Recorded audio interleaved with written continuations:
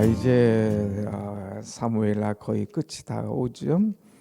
그러면서 다윗의 마지막 말이니라 하면서 다윗의 마지막 하나님께서 이날까지 살는데 내게 주신 은혜가 무엇인가 하는 것들을 쭉 고백하는 것을 보게 됩니다.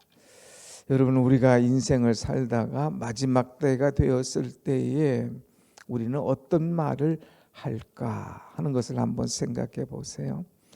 내가 오늘 혹시라도 마지막이라면 내가 무슨 말을 할까? 또 어떻게 하여야 할까? 이렇게 생각을 우리가 해볼 터인데, 이 다윗은 인생의 마지막 때에 두 가지 이 말을 하게 됩니다. 첫째는 이 모든 것이 하나님의 은혜였노라. 하나님의 은혜였노라. 그러면서 1절부터 오늘 이제 7절까지는 하나님의 은혜를 얘기합니다. 그리고 나머지 이제 8절부터는 이 여기까지 내가 이르게 된 것은 충성하고 나를 도와준 용사들, 부하들이 있었기 때문이다 하고 이 부하들을 자랑하고 그 부하들의 이름을 높이 세워주는 이 아름다운 모습을 보게 되죠. 참 이스라엘 역사 중에서 가장 존경받는 이 인물이다 하면은 이 다윗, 또 우리 그리스도인들에게 참으로 이 사랑받는 사람이다 하면 다윗. 근데 이 다윗도 인생의 마지막 때가 있는 거예요. 그래서 아들에게 이제 모든 거 물려주기 전에 자기 인생의 마지막 이 모든 고백을 하게 됩니다. 자, 1절, 2절 말씀을 한번 봅니다. 이는 다윗의 마지막 말이라 이새의 아들 다윗이 말하며 높이 세워진 자 야곱의 하나님께로부터 기름 부음 받은 자 이스라엘의 노래 잘하는 자가 말하노라. 다윗의 인간성의 이 모습을 쭉 보여줍니다. 여러분들이 나를 왕으로 세우고 이렇게 나를 사랑하고 충성하지만 나는 사실 연약한 이새의 아들이었노라 하면서 자기의 연약함을 이야기하죠. 또 나는 이렇게 연약하지만 나를 이렇게 높이 세워주신 것은 하나님께서 기름 부어 세우셨기 때문에 된 것이다 하면서 전적인 하나님의 은혜였음을 고백하고 있습니다. 하나님께서 나에게 기름 부으셨도다. 그래서 하나님께서 나를 왕으로 세워주셨기 때문에 된 것이지 내가 잘남이 아니라 나의 가문이 아니라 전적인 하나님의 은혜였노라 이렇게 고백하고 있습니다. 그러면서 그가 노래 잘하고 특별히 이 시를 잘 쓰잖아요. 그 이유가 뭐냐? 2절의 말씀 보면 여호와의 영이 나를 통하여 말씀하심이여 그의 말씀이 내 혀에 있도다. 시편을 우리가 볼 때에 150편인데 다윗이 약 절반가량인 73편을 쓰게 됐습니다. 그런데 다윗이 73편의 시를 쓰면서 이건 전적으로 하나님의 영감이 하나님의 영이 내게 임하였기 때문에 이렇게 된 것이다 하는 고백을 합니다. 우리는 시 한 편 쓰는 것도 낑낑대죠. 아니 썼다 지웠다 하면서 완성을 못할 때가 많이 있지 않습니까? 근데 다윗은 시편 73편을 쭉 쓰게 되는 거예요. 그 주옥 같은 시, 우리에게 은혜와 기도와 또 하나님의 사랑을 알게 하는 시, 어려울 때에 낙심될 때에 위로를 주고 새 힘을 주는 이 시편의 시들, 이 모든 것들이 내가 잘나서가 아니라 내가 영특해서가 아니라 하나님께서 내게 영을 부어주셨기 때문에 이렇게 시를 기록했노라. 여호와의 말씀을 내가 기록했노라 하는 이 고백을 하는 것을 보게 됩니다. 오늘 우리가 새벽마다 사모할 것은 하나님 내게 주의 영을 부어 주시옵소서. 같이 합시다. 하나님, 저에게 주의 영을 부어주시옵소서. 주님께서 내게 주의 영을 부어주시면 세상 어떤 많이 배운 사람보다도 어떤 똑똑한 사람보다도 엄청난 일을 하면서 많은 사람에게 은혜를 끼치는 그런 놀라운 일들을 하게 된다고 하는 것입니다. 그래서 다윗은 하나님의 영이 나를 통하여서 말씀하신 것이지 내가 결코 잘해서 된 것이 아니다 하는 철저한 인생의 고백을 하고 있습니다. 그 다음에 3절 4절 보면 이제 나대로 끝나는 것이 아니라 이후로 메시아 왕국이 이르게 될 터인데 그분은 다시 오실 메시아는 어떤 분이냐 하면서 쭉 설명하는 것이 바로 이 4절이에요. 그는 돋는 해의 아침빛 같고 구름 없는 아침 같고 비 내린 후에 광선으로 땅에서 우미 돋는 쇳불 같으리라 하시도다 하면서 이제 메시아의 왕국이 이르게 되면 이런 분이 오신다, 이런 은혜가 임할 것이다 하는 것을 말하고 있죠. 그러면서 특별히 이제까지 내가 살아온 것 다시 한번 고백하는데 하면서 5절 말씀 한번 같이 봅니다. 5절 시작. 내 집이 하나님 앞에 이같지 아니하냐. 하나님이 나와 더불어 영원한 언약을 세우사 만사를 구비하고 견고하게 하셨으니 나의 모든 구원과 나의 모든 소원을 어찌 이루지 아니하시랴. 아멘.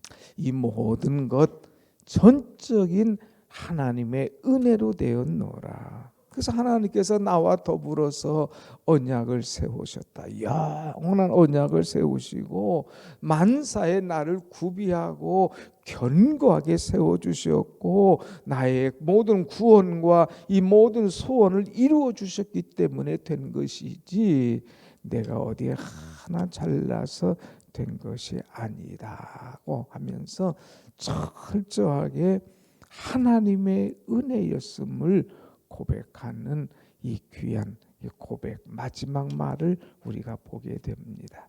여러분, 우리는 하루를 살면서 또 한 1년을 살면서 또 우리 인생을 살면서 모든 것이 하나님의 은혜였노라고 다윗처럼 고백하는 여러분과 제가 되기를 다시 한번 간절히 소원합니다. 아멘. 지나고 보면 하나님의 은혜가 아닌 것이 하나도 없어요.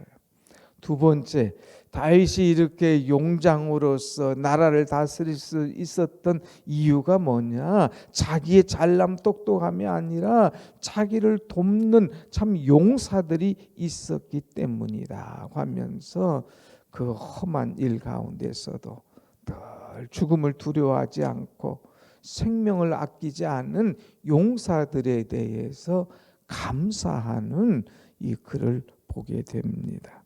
이 승리의 비결이 뭐냐? 하나님의 은혜고 또 나를 도운 용사들이라고 이야기하죠. 그러면서 8절에 다윗의 용사들의 이름은 이러하니라 그러면서 용사들, 자기를 위해서 수고했던 용사들의 이름을 하나하나 이야기하고 있습니다. 그러면서 8절에 요셉 바세밧이라고 하는 이 사람은 단번에 800명을 목을 치는 그런 용사였다. 또 9절에 보면 이 아우와 사람 도대의 아들 엘르아살이었는데 이 사람도 엄청난 일을 하면서 블레셋 군대를 쳤는데 이 용사도 가만히 보니까 10절에 보면 뭐라고 그랬어요? 그가 나가서 손이 피곤하여 그의 손이 칼에 붙기까지 블레셋 사람을 치니라. 그날에 여호와께서 크게 이기게 하셨으므로 백성들은 돌아와 그의 뒤를 따라가며 노력할 뿐이더라. 아주 큰 용사예요. 정말 다윗이 골리앗과 싸울 때에 피곤하고 지치고 힘들 때에 하나님의 손이 그를 크게 이기게 하셨다. 하나님께서 크게 이기게 하셨으므로 나머지 사람들은 그냥 뒤를 따라가며 이제 노력하고 전리품을 가져올 뿐이었더라. 이렇게 이야기하고 있어요. 엄청난 그 용사 뒤에는 하나님께서 이기게 하셨더라. 또 한번 볼까요? 12절 블레셋 사람들이 다 이제 도망하게 되고 또 이런 일이 있었을 때에 12절 그는 그 밭 가운데 서서 막아 블레셋 사람들 친지라 여호와께서 큰 구원을 이루시니라. 이 블레셋의 위협부터 공격부터 살아남을 수가 있었고 이길 수 있었던 것은 하나님께서 큰 구원을 베푸셨기 때문에 이 일을 이루었노라고 하면서 이제 용사들을 이름을 불러주고 쉽게 세워줄 뿐만 아니라 그가 이기게 한 것은 하나님의 은혜, 하나님께서 크게 이기게 하셨고 하나님께서 구원을 베푸셨기 때문이다 하는 그런 이야기를 하고 있죠. 그러면서 이제 오늘 13절 이하에 보면 내가 잊을 수 없는 일이 하나가 있습니다.